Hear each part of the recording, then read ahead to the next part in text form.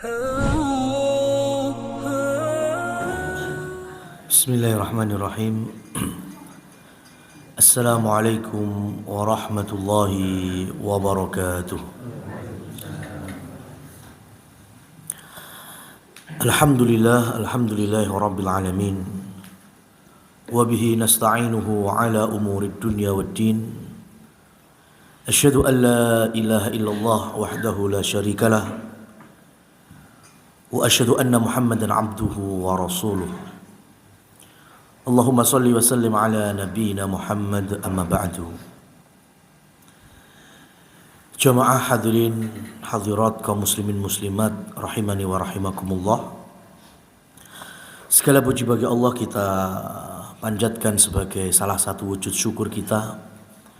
Allah pertemukan dalam ketaatan, yaitu dengan subuh secara berjamaah.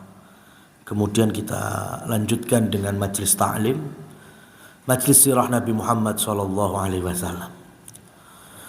Sebuah program dari amal soleh yang kita niatkan semoga dengan kita mempelajari sirah Nabi, yaitu Nabi kita Muhammad SAW, nantinya kita masuk golongan sebagaimana beberapa sahabat, di antaranya sahabat Jabir bin Abdullah, Anas bin Malik, bahkan orang Badui di zaman Rasul sallallahu alaihi wasallam. Ketika Rasulullah sallallahu alaihi wasallam menyampaikan bagaimana kondisi manusia kelak di akhir-akhir, di antaranya ucapan beliau, anta ma'aman ahbabta. Engkau akan dibangkitkan, engkau akan dikumpulkan bersama orang yang engkau cintai. Nah, ini semoga mengawali modal besar kita sebagai umatnya Rasul sallallahu alaihi wasallam, ya harus memiliki rasa cinta kepada nabinya, kepada sosok Muhammad sallallahu alaihi wasallam, sehingga nanti Allah Subhanahu wa taala semoga masukkan kita ke dalam golongan yang ma'aman ahbabtanya itu, ya Rasul sallallahu alaihi wasallam. Dikumpulkan kembali, bertemu dengan beliau, ditunggu oleh beliau di telaganya di hari akhir. Allahumma amin. Ma'asyiral muslimin wal muslimat, ada pepatah Arab yang bunyinya tarjun najata walam tasluk masalikaha innas safinata la tajri 'alal yabas. Engkau mengharapkan kesuksesan, engkau mengharapkan sebuah keberhasilan, walam tasluk masalikaha, namun engkau tidak melewati jalur menuju keberhasilan itu. Innas safinata la tajri 'alal yabas. Ketahuilah, sesungguhnya yang namanya bahtera kapal tidak ada ceritanya jalan di darat, kecuali maintenance service. Yang namanya kapal pasti di air, di laut. Kita berharap keberhasilan, kita berharap menjadi orang yang soleh, figur yang beriman dengan baik, menjadi muslim ataupun muslimah yang sesuai dengan syariat Allah dan Rasulnya. Tapi kita tidak berjalan di jalurnya. Maka kalau Rasul sallallahu alaihi wasallam pernah menggambarkan istilah mustahil, ya, sampai ada gajah yang masuk ke lubang jarum, ya, mustahil. Kita pengen berilmu, kita pengen soleh, kita pengen menjadi umatnya Rasul sallallahu alaihi wasallam dengan baik, tapi tidak melewati jalur. Apa itu jalurnya? Ya kita mengetahui, berilmu. Maka itulah pentingnya kita belajar. Ketika semua para nabi dan rasul Allah berikan kecerdasan, Allah berikan ilmu. Jangan dibayangkan orang dulu itu jadul-jadul, kemudian gak punya beradaban, gak punya ilmu.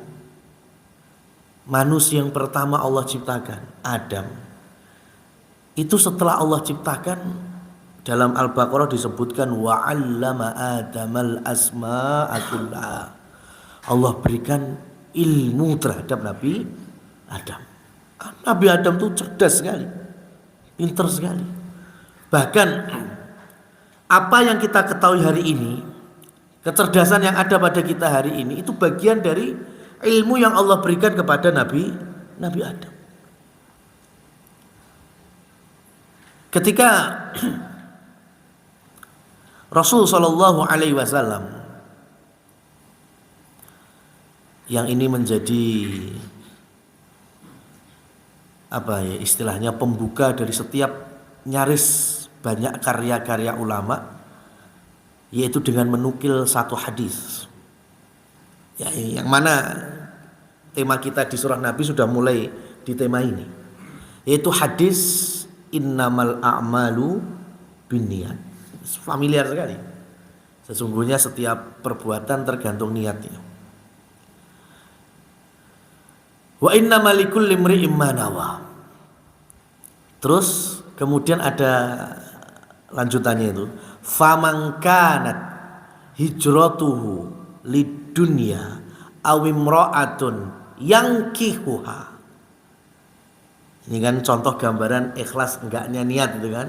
Maka barang siapa yang hijrahnya untuk dunia atau hijrahnya untuk perempuan yang ingin dinikahinya, maka dia akan mendapatkan sesuai dengan yang dia niatkan.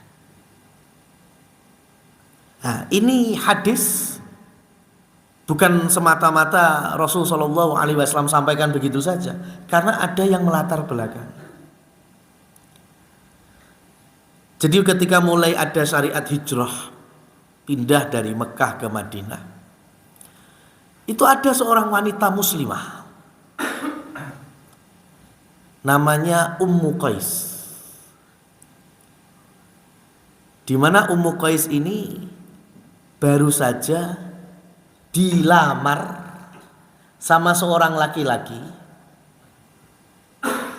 yang muslimnya sendirian, keluarganya masih belum masuk Islam, namanya Ibnu Qais. Mirip-mirip ini dong namanya.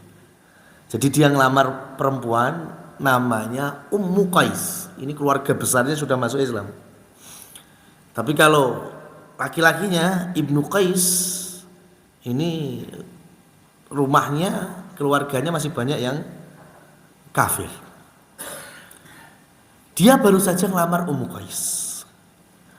Kemudian Rasul Shallallahu Alaihi Wasallam memerintahkan kaum muslimin untuk banyu mili berangkat ke Madinah, termasuk keluarga besarnya Ummu Qais. Akhirnya mau nggak mau Ummu Qais berangkat hijrah. Nah, bagaimana dengan Ibnu Qais? Patah hati. Ya, perempuan yang ingin dinikahi baru dilamar, belum akad ini.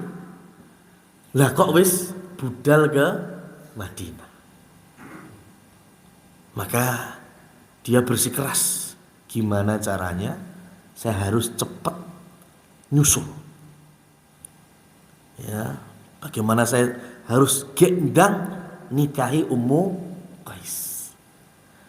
Maka Ibnu Qais mulai mempersiapkan segala sesuatunya. Ketika sudah tahu bahwa rombongan Ummu Qais sudah tiba di Madinah, maka dia juga bersegera berangkat dengan niat bukan karena Rasul Shallallahu Alaihi Wasallam memerintahkan hijrah, tapi untuk mengejar cintanya. Akhirnya gendang berangkat ke Madinah, ketemu Ummu Qais dinikahi. Ya, berarti cita-citanya berhasil apa enggak? Berhasil. Tapi dirinya tidak mendapatkan pahala besar hijrahnya. Kenapa? Karena dia hijrah niatnya bukan karena Allah dan Rasulnya, tapi karena perempuan yang mau dinikahi. Maka orang ini kemudian dalam sirah Nabi Muhammad SAW dikenal dengan Muhajir Ummi Qais. Orang yang hijrah karena Ummu Qais. Ya. Maka ini pentingnya ketika kita berilmu sehingga tahu setiap amal yang kita lakukan, ya, ini ada usaha dibangun di atas keikhlasan. Dan masih banyak lagi keteladanan Rasul Shallallahu Alaihi Wasallam, di mana kalau kita memiliki ilmu, ya, gunanya belajar untuk berilmu ini sehingga menjadi solusi dalam kehidupan kita sehari-hari, atau setidaknya bisa kita aplikasikan untuk kehidupan kita sehari-hari. Contohnya Rasul Shallallahu Alaihi Wasallam diminta untuk hijrah. Ya, Rasul itu diutus jadi Rasul atau utusan Allah usia 40 tahun. Kemudian 13 tahun berdakwah di Mekah. Dan ternyata ujung-ujungnya beliau terusir juga. Akhirnya hijrah. Nah, ini aja usia 40 tahun beliau menjadi utusan Nabi, utusan Allah. Ya, saat itu kondisi Rasul Shallallahu Alaihi Wasallam betul-betul prima dan fit. Ya, nggak ada ceritanya Rasul Shallallahu Alaihi Wasallam di awal-awal beliau berjuang menyebarkan agama Allah ini, beliau sakit-sakitan, nggak ada. Padahal Allah baru memberikan amanah berdakwah itu 40 tahun dari usia. Nah, ini kalau kita terek hari ini usia 40 tahun, ya, kulolan jenengan ini generasi sekarang kan pun rajin tengah apotek nih. Cek kolesterol, ya, cek asam urat, ya kan, gula darah. Itu usia 40 tahun. Rasul Shallallahu Alaihi Wasallam usia 40 tahun, wah itu prima-primanya, ya, fit-fitnya Rasul Shallallahu Alaihi Wasallam. Jenengan pernah mendengarkan riwayat bahwa Rasul Shallallahu Alaihi Wasallam itu mandi bersama istrinya? Ya, ada dua riwayat. Rasul Shallallahu Alaihi Wasallam ada riwayat mandi bersama Aisyah. Makanya Aisyah menceritakan mandinya Rasul. Ya. Yang kedua dari istri beliau yang bernama Maimunah radhiyallahu anhuma. Kemudian meriwayatkan juga bagaimana tata cara mandinya Rasul. Kalau dua istrinya ini tidak meriwayatkan, kita nggak tahu tata cara mandi itu seperti apa. Mandi besar maksudnya, ya, mandi wajib itu. Kita nggak bakal tahu. Nah, tapi sekarang kalau kita mengilmui, kita akan bisa lebih dalam lagi. Kalau hadisnya, oh Rasul pernah mandi bersama istri. Kemudian ditarik hukum, oh berarti suami istri mandi bareng boleh apa enggak? Assalamualaikum. Ya, suami istri mandi bareng? Ya boleh, ada contohnya kok. Jangankan boleh, dianjurkan. Ya, dianjurkan. Nah, sekarang Maimunah radhiyallahu anha yang meriwayatkan salah satu dari hadis mandinya Rasul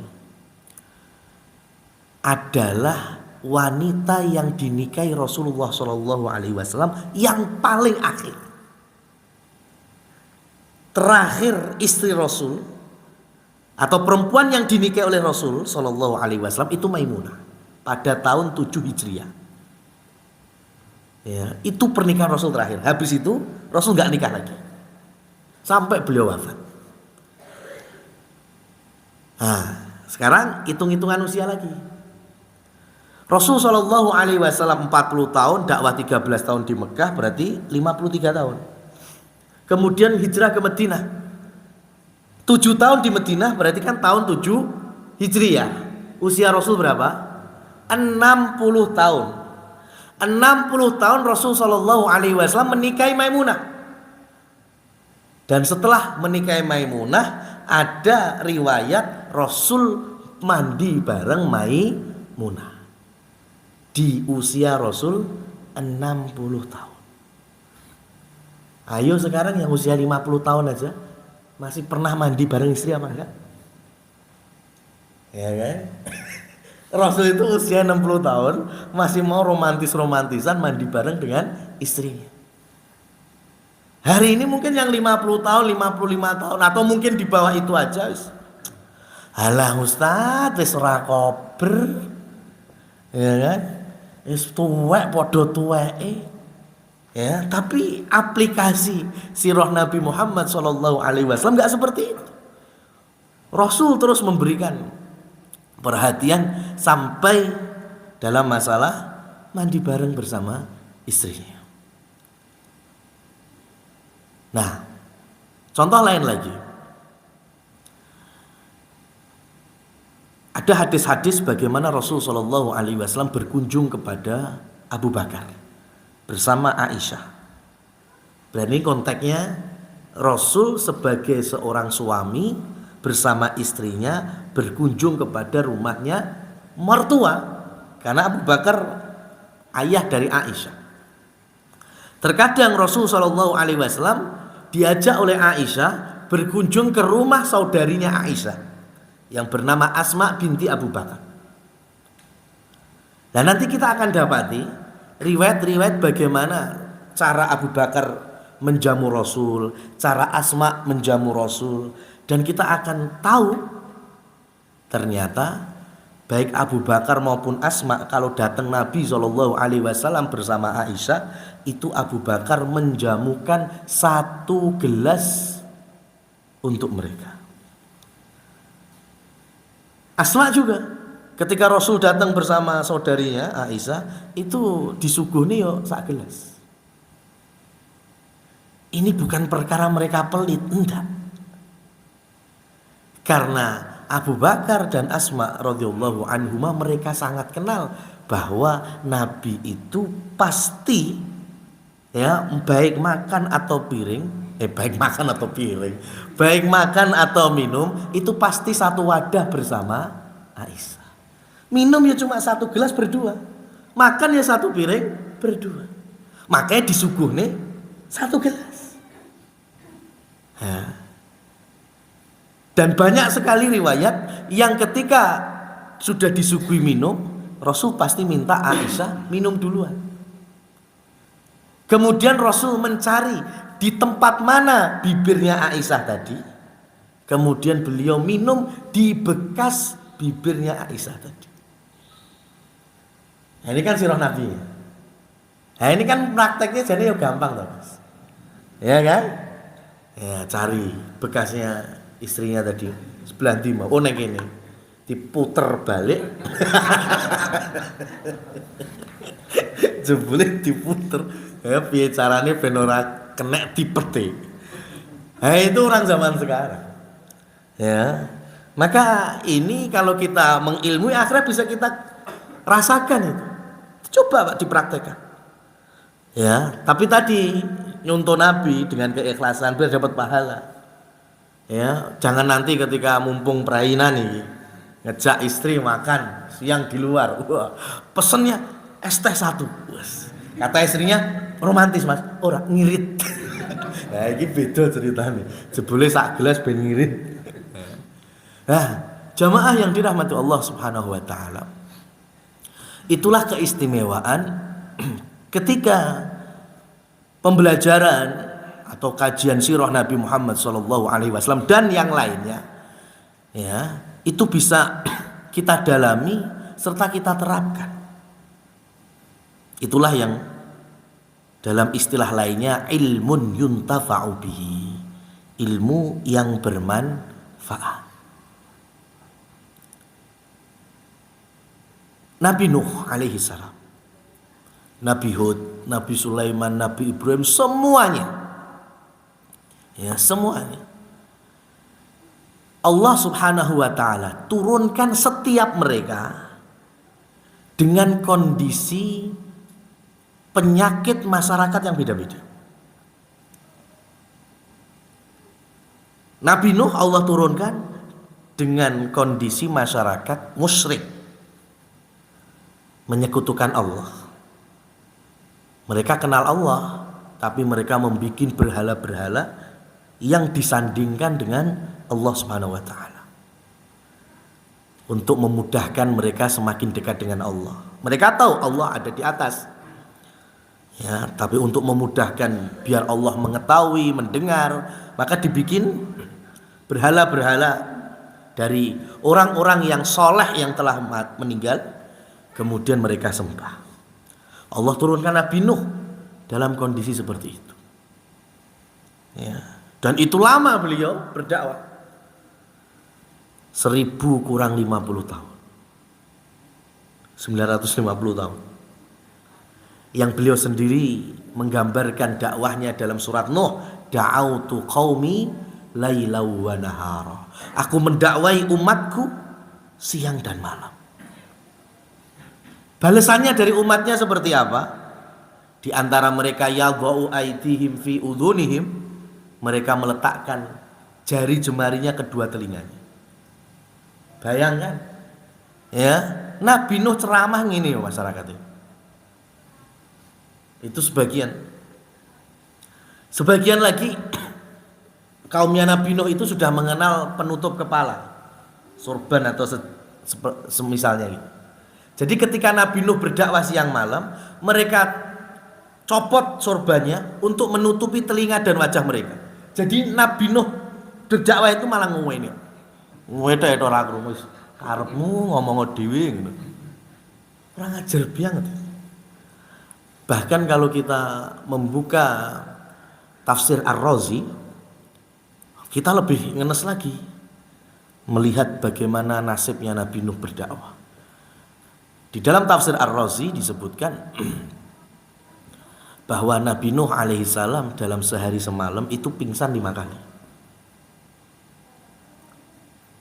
Jadi ketika berdakwah kan ada orang tadi nutup telinga, nutup wajahnya, ada juga sebagian yang mukul Nabi Nuh. Jadi beliau dakwah diantem pingsan. Sadar dakwah lagi, diantem lagi pingsan. Sadar dakwah lagi, dipukul lagi. Sehari semalam itu 5 kali beliau pingsan sadar sampai usia dakwahnya 950 tahun itu. Tapi beliau sabar hanya untuk memberikan ilmu terkait dengan tauhid kepada Allah kepada umatnya. Tapi ujungnya yang selamat di kapalnya hanya berapa orang? 80 orang. Itu riwayat paling banyak. 80 orang, 950 tahun berdakwah.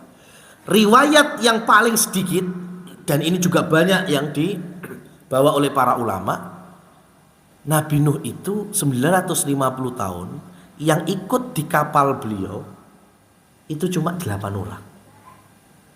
Ya, kan tadi pendapat terbanyak 80. Pendapat terkecil itu noleng gelundung. Cuma 8 orang. 8 orang itu disebutkan langsung. Nabi Nuh, istrinya yang beriman, ada 2 orang. 3 putra Nabi Nuh yang beriman, yaitu Syam, Ham, dan Yafid, sudah 5 orang. Dan sisanya 3 orang mantunya Nabi Nuh, istrinya dari 3 putranya ini.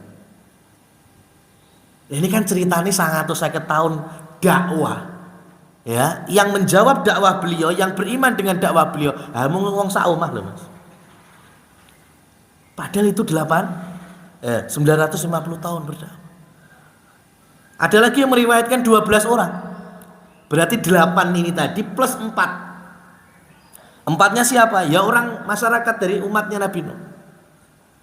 Lah sekarang kalau 900 tahun, ya dapat 4 pengikut itu kan statistiknya kan 200 tahun pisan untuk murid siji itu. Itu Nabi Nuh alaihissalam. Tapi beliau berjuang Dan salah satu pertahanan beliau dalam mengantisipasi ya penyakit besar, dosa besar syirik, yaitu beliau membentengi rumah beliau sendiri. Makanya keluarganya aman. Ya memang merucut siji, ya kan, putranya yang kafir yang lahir dari istri beliau yang tidak beriman.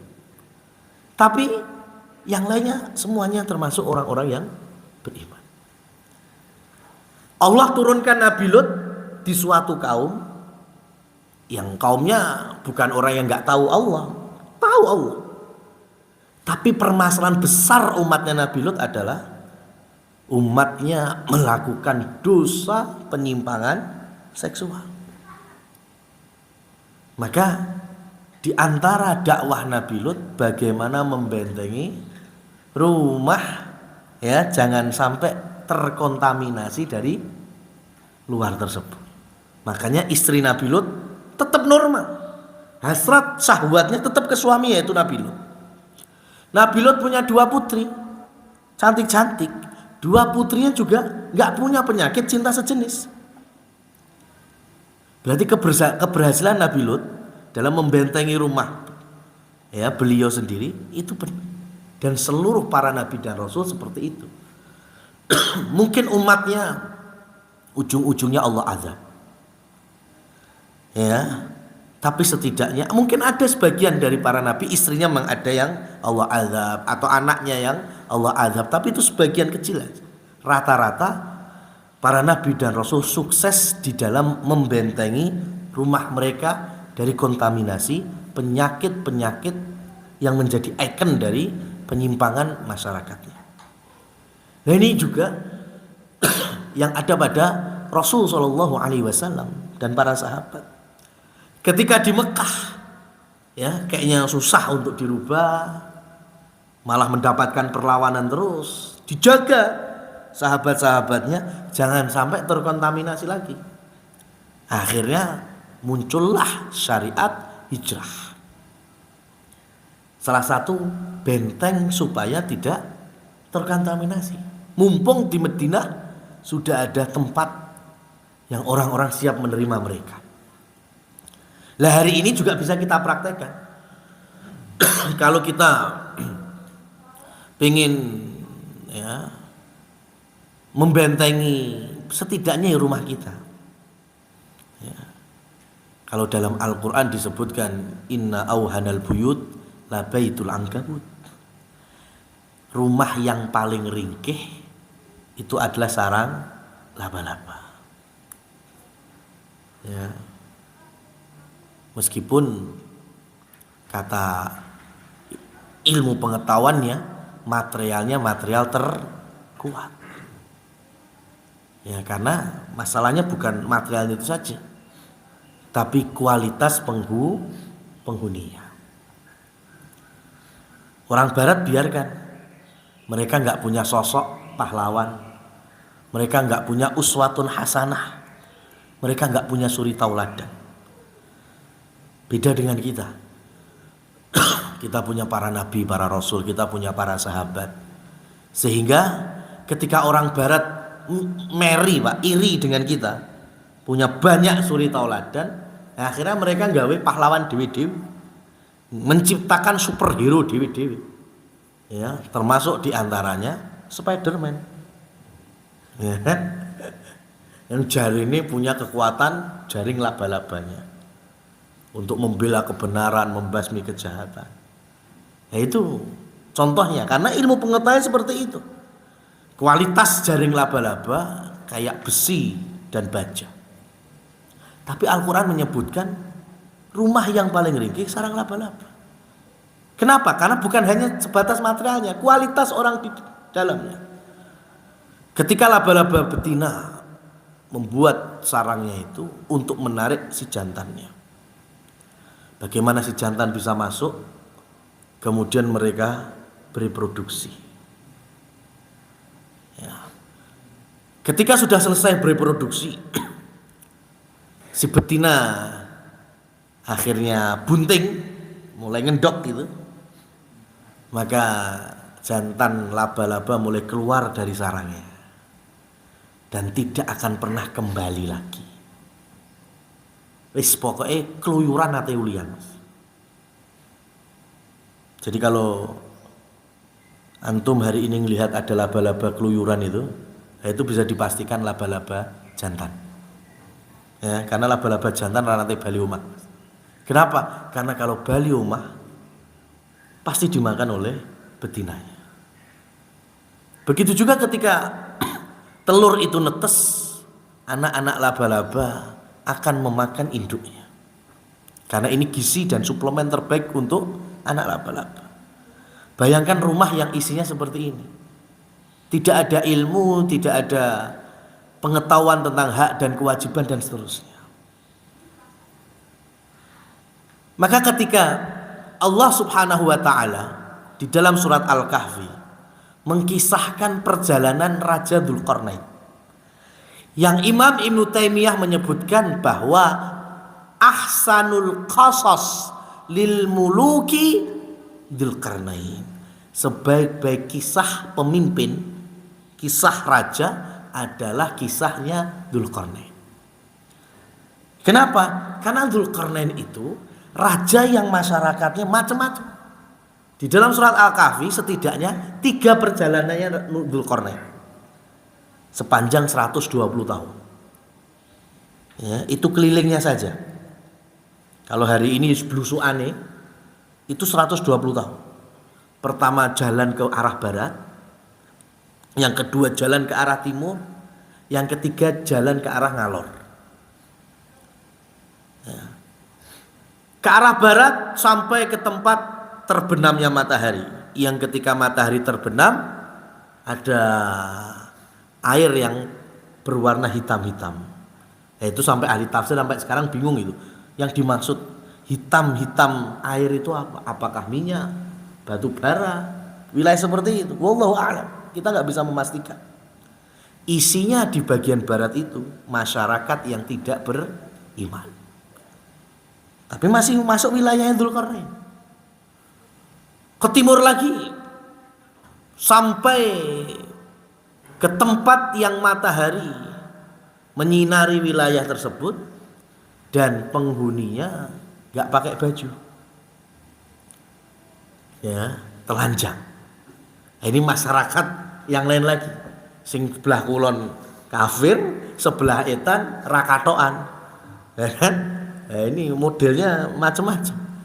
Dan ketika beliau berjalan ke utara, ini yang paling enes, ya, suatu masyarakat yang kalau dalam surat Al-Kahfi itu, surat Al-Kahfi Dzulqarnain itu, kisah Dzulqarnain itu kan kisahnya pendek, tapi termasuk paling banyak bacaannya. Dalam Quran itu ada beberapa qiraat. Qiraat itu kan berarti bacaan. Ada ayat yang bunyinya gini, la yafqahuna qaula. Tapi ada juga cara membacanya la yufaqihuna qaula. Jadi ketika Raja Dzulqarnain berjumpa dengan masyarakat sebelah utara itu, ketika mereka berbicara, ya, pembicaraan mereka tidak bisa dipahami oleh Raja Dzulqarnain. Itu kalau pakai yang Quran kita ini, Mas. Tapi kalau qiraat yang lain, la yufaqihuna qaula, jadi ini juga diperbolehkan membacanya. Artinya ketika Raja Dzulqarnain nyambangi mereka, ngajak ngomong mereka itu nggak paham-paham. Masyarakat nggak mudengan. Angel lagi ini. Ya kan? Gimana itu? Sing kulon kafir, etan telanjang, utara gak mudengan. Cuma dapat laporan sebelah kami ini ada masyarakat Ya'jud Ma'jud yang merusak tatanan terus, ngerampas hak kami terus, buat kerusakan. Piyelah iki. Ya. Maka Dzulqarnain kan cuma, ya gimana caranya? Pokoknya kalian aku perintahkan demikian. Ya, nanti baru ujung-ujungnya aku bikinkan benteng untuk kalian, supaya Ya'jud dan Ma'jud tidak lagi menyerang kalian. Raja Dzulqarnain hanya bisa memerintahkan mereka untuk membantu dalam hal tenaga. Itu yang diperintahkan. Lah wong ora mudengan arep dijaluk apa nih, Mas? Ya kan? Diminta sarane ora mudengan. Ya, diajak berpikir ya gak mudeng. Ya satu-satunya hanya diminta tenaga, maka ngumpulkan besi, ya suruh menjadikan bara api, baru nanti ujung-ujungnya Dzulqarnain yang hari itu di situ orang yang paling berilmu. Ya, makanna lahu fil ardi. Allah berikan kemampuan, yaitu Allah berikan ilmu kepada Dzulqarnain. Fa'at ba'asa baba, dan Dzulqarnain itu pun menempuh jalan ilmu itu. Ya. Jadi yang tahu komposisi yang disebut Rodma sampai hari ini nggak ada tafsirnya Rodma itu. Ya, Rodma itu apakah benteng yang kokoh yang dari timah, tembaga, apa? Wallahu a'lam. Yang jelas yang paling tahu dan yang mengilmui hanya Raja Dzulqarnain yang hari ini menjadi bangunan terkuat. Ya bukti ini zaman Dzulqarnain sampai sekarang nggak ada roboh-robohnya. Jangankan roboh di mana tepatnya, pasnya aja nggak ada yang tahu. Ya, dan robohnya bukan roboh ya, bolongnya aja nanti di akhir zaman. Ya, ketika Allah izinkan Ya'juj dan Ma'juj keluar, berhasil melubangi benteng itu. Bentengnya sih nggak roboh, cuma bolong bisa keluar, ya cukup tubuhnya Ya'juj dan Ma'juj.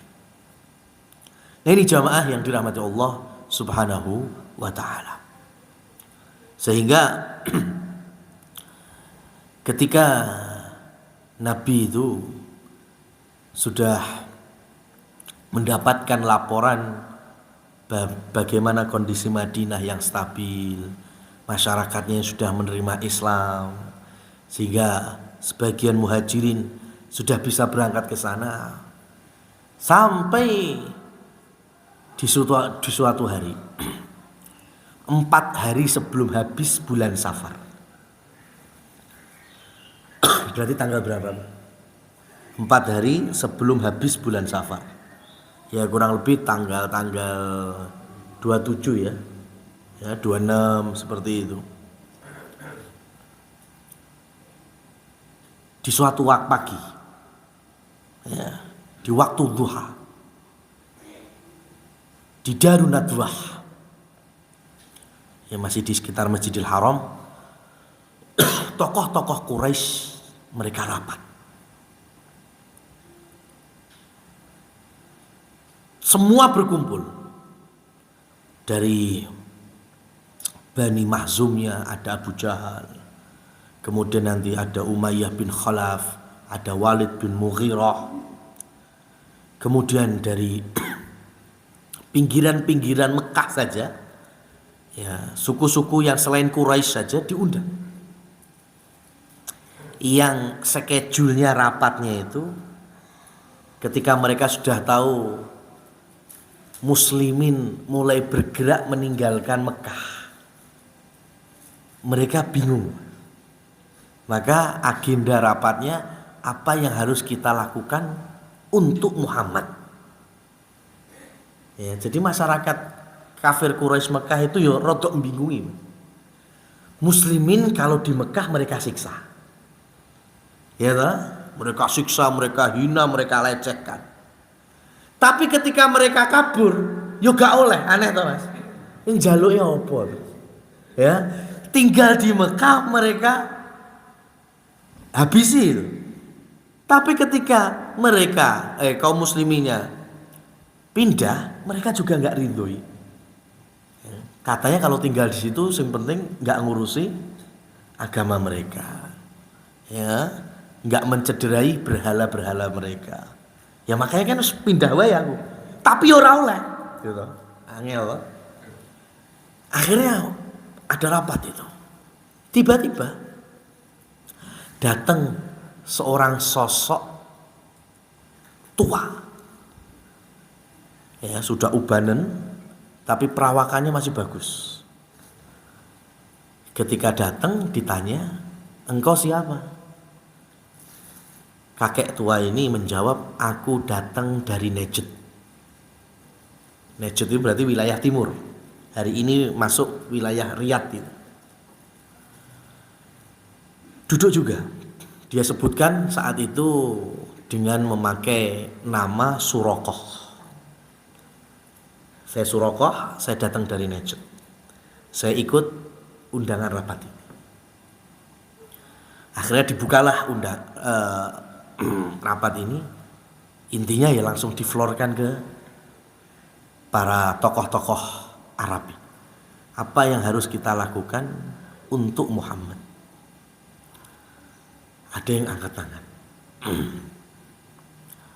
Sudah gini saja. Kita bunuh langsung saja Muhammad. Jangan. Ya, kata kakek tua tadi ini, jangan. Kalau dibunuh langsung, sahabat-sahabatnya pasti akan membalas ya. Bahkan keluarganya sendiri Bani Hashim juga akan ikut balas. Akhirnya ya, perang suku lagi kita. Ada yang usul lagi. Usul nggak diterima ini yang pertama. Ada yang usul lagi. Kita buang saja Muhammad. Ya.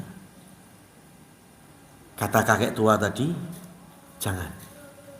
Kalau sampai Muhammad kita asingkan, dia ketemu tempat baru, dia ketemu masyarakat baru, kalian tahu sendiri, kalian kenal, Muhammad itu fasih dalam bicara. Semua orang pasti mempercayainya karena jujur dan tutur katanya yang Masya Allah Nabi Muhammad. Maka sangat dimungkinkan dia akan mendapatkan masyarakat yang baru dan menjadi pengikutnya. Semakin banyak pengikutnya, semakin besar kekuatannya, datang ke sini apa enggak dimplok kalian? Enggak diterima juga usul. Ada usul yang berikutnya. Gini aja. Kita culik Muhammad, kita masukkan ruangan khusus, dicencang, enggak usah dikasih makan, enggak usah dikasih minum, sampai akhirnya yus mati gitu aja. Kakek tua tadi langsung bilang gak setuju lagi. Lah Muhammad kamu culik, itu mesti sahabatnya bertanya, kok hari ini gak ketemu, besok gak ketemu, di mana? Wah, akhirnya mereka pasti cari.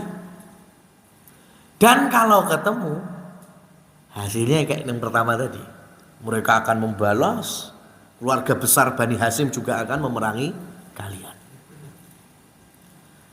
Kemudian Abu Jahal angkat tangan. Abu Jahal kemudian mulai mengeluarkan usul. Usul saya gini. Gimana kalau setiap dari perwakilan ini kan punya tokoh-tokoh mudanya. Kita ambil perwakilan dari mereka satu persatu. Setiap suku harus memiliki wakil dari pemudanya. Dan nanti kita beri satu senjata bagi mereka. Difasilitasi pedang. Terus kepung rumahnya Muhammad. Sampai nanti ketika waktu yang pas semua pemuda ini masuk dan langsung membunuh Nabi Muhammad dengan cara setiap suku harus mengorbankan ya pukulan atau sayatan atau hantaman. Jadi semua pedang itu ada darahnya Rasulullah SAW. Sehingga kalau ada berita siapa yang membunuh Nabi, apa cuma satu orang? Apa cuma satu suku? Enggak, semua suku. Sehingga kalau keluarga besarnya Nabi Muhammad yaitu Bani Hashim pengen balas dendam, mereka mikir-mikir, wah sing tak perangi jebule kuwabeh suku. Jelas kalah kekuatannya. Begitu juga sahabat-sahabat. Kalau tahu ternyata seluruh suku punya perwakilan untuk membunuh Nabi, mereka juga akan kalah. Tiba-tiba mendengar penjelasan Abu Jahal, kakek tua tadi langsung ini baru usulan yang paling mantap. Dan ternyata kakek tua tadi ini adalah sosok iblis yang menjelma menjadi Suraqah. Ya, iblis dari kalangan jin, setan ya pemimpinnya itu langsung datang untuk ikut rapat dalam proses menghalangi hijrahnya Rasul Shallallahu Alaihi Wasallam. Berkumpul juga iblis dari kalangan manusia. Di zaman itu Abu Jahal lengkap, Mas. Ada setan dari manusia, ada pimpinan setan dari bangsa jin, dua-duanya kumpul klop dan sependapat. Ya, maka perkara hijrah itu perkara besar. Kenapa? Karena salah satunya ini. Nggak mungkin urusan remeh lek pemimpin tertingginya melu medun. Nggak ngurusi barang ini apa iblis. Karena dia tahu ini perkara besar. Maka dalam sirah Nabi Muhammad SAW iblis turun langsung itu cuma 2 kali. Iblis turun langsung itu cuma 2 kali. Yang pertama ini sebelum Rasul SAW hijrah, ya iblis turun langsung. Yang kedua nanti di perang Badar, ya iblis juga turun langsung. Makanya kenapa Allah juga mengirim bantuan dari malaikat Jibril sebagai komandannya, ya karena dari musuhnya itu iblis juga turun. Itu 2 kali iblis turun langsung. Iblis pimpinan setan itu. Yang pertama masalah hijrah. Ya, makanya hasil rapat sudah ditentukan, sudah ketok palu, dan yang mereka tidak ketahui Allah Maha tahu, Allah Maha melihat, Allah Maha mendengar. Dan hasil rapat itu juga Allah sampaikan kepada Jibril, supaya Jibril menyampaikan kepada Rasul Shallallahu Alaihi Wasallam. Maka ketika Jibril menyampaikan hasil rapat barusan ini tadi, sebelum duhur selesai itu, dari waktu duha, habis sholat duhur, waktu siang kentang-kentang itu, Rasul mendatangi rumahnya Abu Bakar As-Siddiq. Yang tidak biasa Rasul bertamu di waktu itu. Bahkan Rasul bertanya kepada Abu Bakar As-Siddiq, wahai Abu Bakar, apakah ada orang lain di sini? Kalau ada, tolong keluarkan. Kata Abu Bakar, enggak ada orang kecuali 2 putriku, Aisyah sama Asma. Ya sudah. Rasul kemudian berkata kepada Abu Bakar bahwa kita harus segera hijrah. Harus segera meninggalkan Mekah. Abu Bakar bertanya, "Asuhbah ya Rasul sallallahu alaihi wasallam? Apakah aku yang harus menemani?" Kata Rasul, "Iya. Kamu yang aku pilih untuk menemani." Nah, hadis ini diriwayatkan Aisyah. Aisyah meriwayatkan ketika Abu Bakar bertanya, "Apakah aku yang menemanimu?" Rasul jawab, "Iya." Aisyah melihat bapaknya itu nangis senangis-nangisnya karena senang. Ya, nangis senangis-nangisnya karena bahagia diajak hijrah. Bukan piknik loh.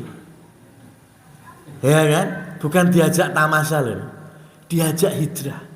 Iki mbuh ki tekan Madinah apa ora mudeng lho. Ya. Ini perjalanan yang mengorbankan tenaga, harta, bahkan bisa nyawa. Tapi Abu Bakar malah bahagia. Ya, dilihat air mata ayahnya, air mata kebahagiaan. Ya, karena air mata itu kalau kata Imam Ibnu Qayyim Al-Jauziyah, nangis itu air mata itu ada 2. Ada air mata anget, ada air mata anyep. Ya jenengan praktek nih mau, khususnya yang muslimat ibu-ibu. Ya. Kalau air mata yang keluar luh itu kok anget, itu berangkat dari emosi, kejiwaan yang nggak stabil, marah, khawatir, ya sedih, itu kalau nangis anget air mata. Tapi kalau nangis keluar air mata saking seneng, ya bahagia, nangis. Ada orang yang saking senengnya nangis kan itu. Itu kalau keluar air mata saking senengnya, itu anyep air mata. Ya, makanya kalau pesen teng jenengan ya. Mungkin cobi habis ini tanya ke ibu-ibunya ya. Dek, kowe pernah nangis gara-gara aku apa ora?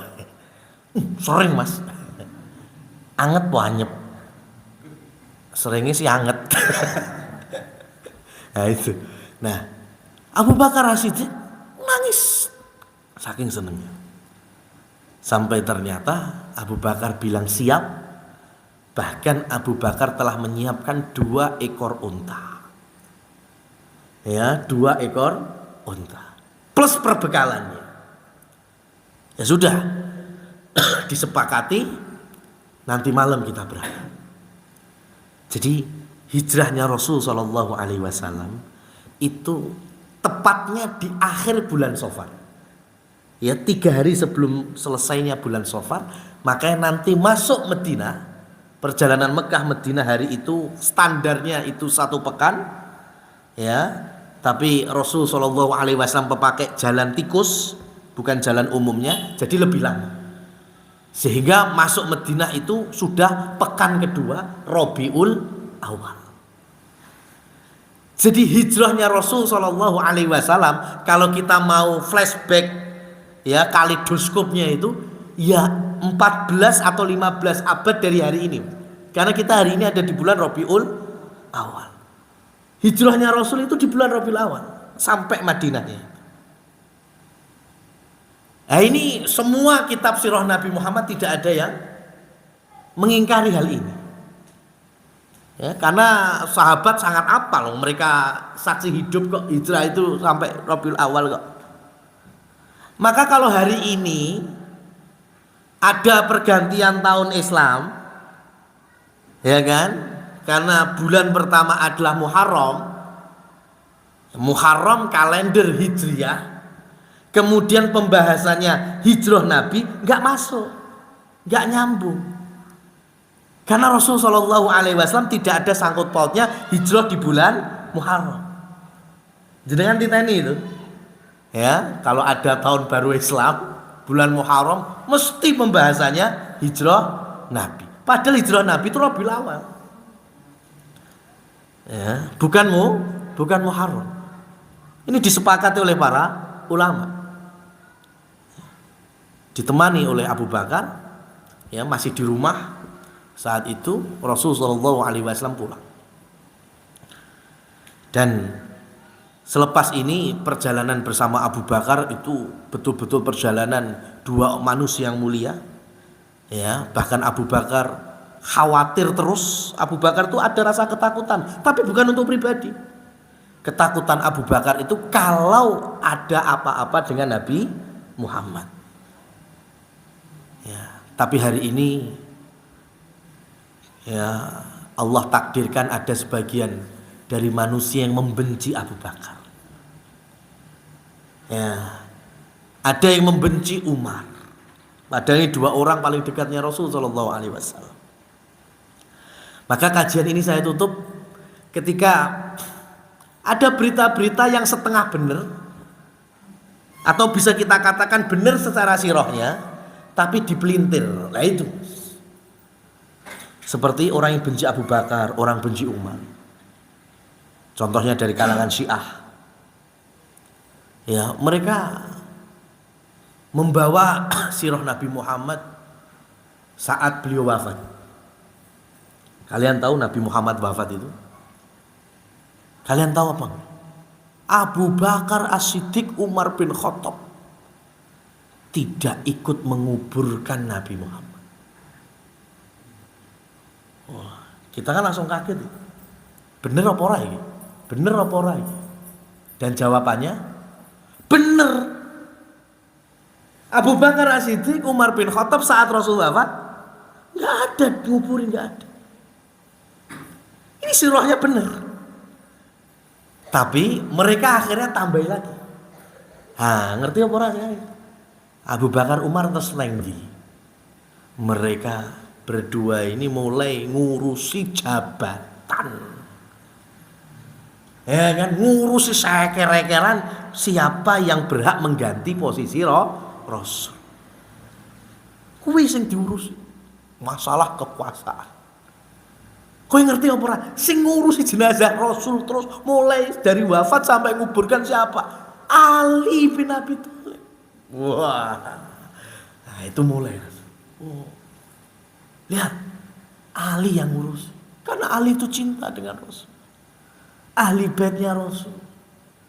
Abu Bakar Umar enggak ada. Nah, itu mulai kemudian berangkat darinya benar loh.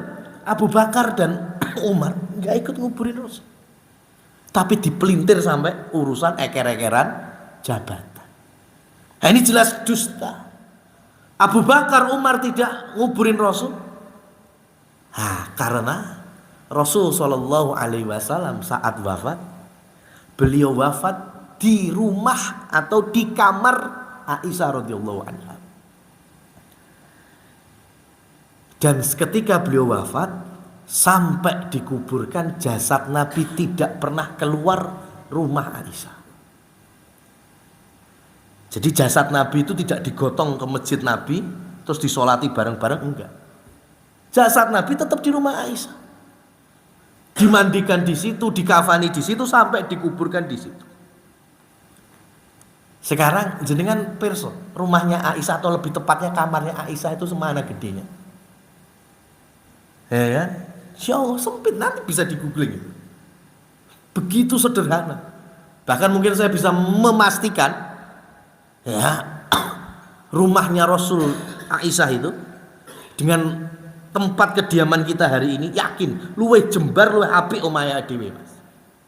Betul itu. Sempit. Makanya yang ngurus jasad beliau dari memandikan, mengkafani sampai menguburkan, ya cukup, rumah itu hanya cukup menampung dari keluarga terdekat Rasul, bahkan ahli bait. Contohnya siapa? Ali, Abbas pamannya sendiri bin Abdul Muthalib. Anak-anaknya Abbas ada itu, ada Abdullah bin Abbas, ada Fadl bin Abbas, ada Syukron, kemudian nanti ada Zubair sepupu Rasul juga. Ya. Paling ditambahi pembantu-pembantu Rasul. Bayangkan sekarang rumah sesempit itu wong 6 aja wis mentok gitu. Nah kalau ditambahi para sahabat gimana? Gak sedih. Itulah kenapa jenazah Rasul Shallallahu Alaihi Wasallam tidak bisa dikuburkan langsung, kudu diinep nih sih. Ya lumayan itu 1,5 hari lebih baru bisa dimakamkan. Kenapa? Karena hari itu di Madinah sudah ada 10.000 kakak. Mulai dari muslimin, laki-laki dewasa, muslimat perempuan dewasa, sampai yang anak-anaknya. Dan tadi jasad Nabi tidak pernah keluar dari rumahnya Aisyah. Berarti sahabat ketika nyolati gimana? Ya wis, mlebu wong 5, mlebu wong 6 ganti-gantian. Lah niku lek ketemu 10.000 iki bare kapan? Gitu loh katanya. Ya, 10.000 kaum muslimin dan muslimat itu nyolati di ruangan yang sempit kan banyu milih jadi 5 orang nyolati, keluar ganti lagi 5 orang. Makanya sampai lebih dari sehari. Baru nanti dikuburkan, yang nguburkan ya orang tadi, orang terdekat dari nasabnya Rasulullah SAW. Maka Abu Bakar Umar ada di dalam rumah Aisyah? Enggak ada. Artinya memang tidak ikut menguburkan karena faktor apa? Sempitnya ruangan Aisyah radhiyallahu anha. Ada di Masjid Nabawi, ada. Ya, di sekitar Masjid Nabawi para sahabat ngumpul di situ, sedih-sedih di situ. Bukan malah eker-ekeran jabatan seperti yang digaungkan oleh orang Syiah. Nah, ini jamaah yang dirahmati Allah Subhanahu wa taala. Ya, dengan kita belajar berilmu, ya, membawa ternyata banyak sekali sirah-sirah Nabi Muhammad SAW yang asalnya benar secara riwayat, tapi maknanya dikesampingkan, maknanya diselewengkan dan lain seterusnya.